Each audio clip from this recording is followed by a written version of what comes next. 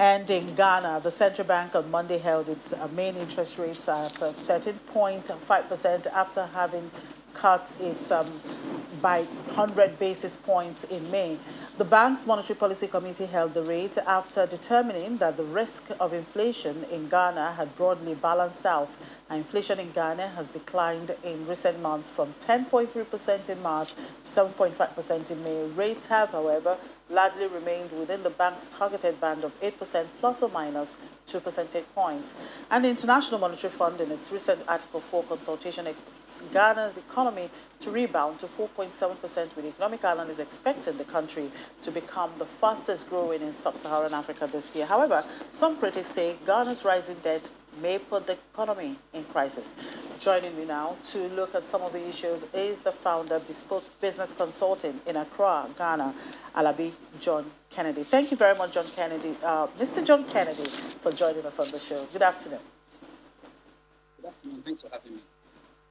Well, this week we saw the government impose further restrictions as a result of the rising COVID cases. And on Monday, the Monetary Policy Committee set the tone of monetary direction in the next 2 months by leaving rates unchanged. How are businesses and the markets digesting these events?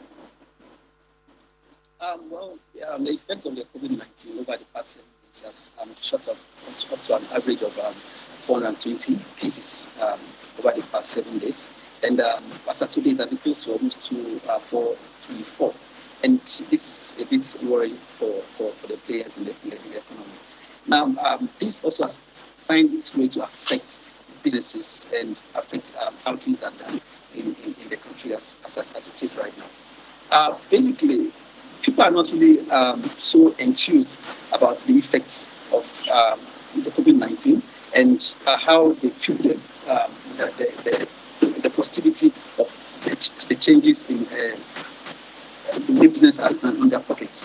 For instance, on Monday, when the MPC did maintain the 13.5% MPC rate, people don't really understand it. We are trying to find ways and means to make them understand that this is to help the economy to grow over a period of time. And possibly, when inflation goes down below how it is right now, it can change, and this will make a positive effect on the economy as a whole.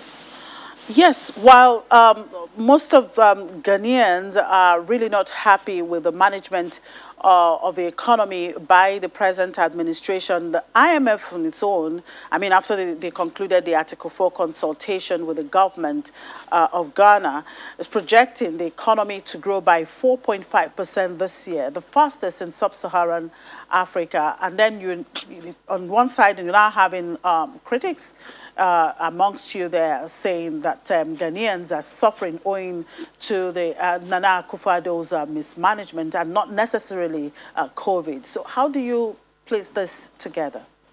Okay, so basically, looking at what the IMF has said, yes, they have a point. But on the economic side, how you calculate these things does not really have a direct effect on the pocket of the businessman. The businessmen, which are mostly entrepreneurs, have like 70%. They actually run the economy of Ghana. They have 70% of the total economic shakings of Ghana. So they are not actually feeling that in their pocket. That's why you see a kind of very responses to this.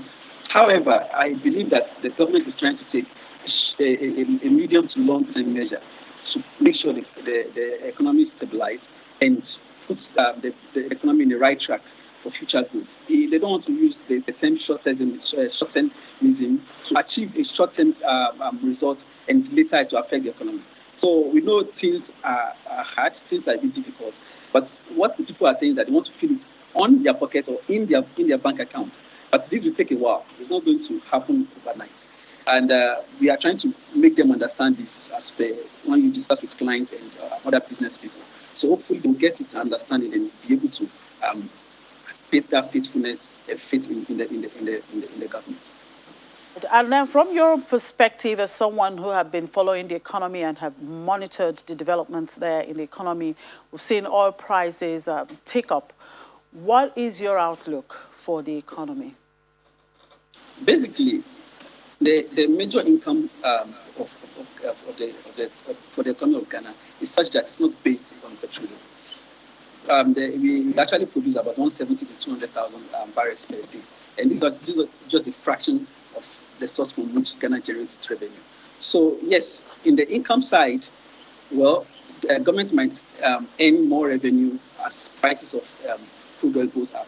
However, in the expense side, they also spend more to import fuel because whatever they are producing cannot actually be enough for even the locals, not to talk of any other foreign organization. So what we are saying here is that even though from the income aspect you get more benefits, but from the expense aspect you would actually lose because you're actually spending more than you expect. So what the government needs to do now is to make sure that they're able to produce more barrels of crude oil so that they can balance up and be able to strike a balance between their income and their expenditure. Most of the income generated are generated through other revenue generating activities, other taxes, not oil. So it won't really affect the economy of Ghana. But when they're able to balance by producing more crude oil, they're able to get more revenue to be able to balance up on the expense side.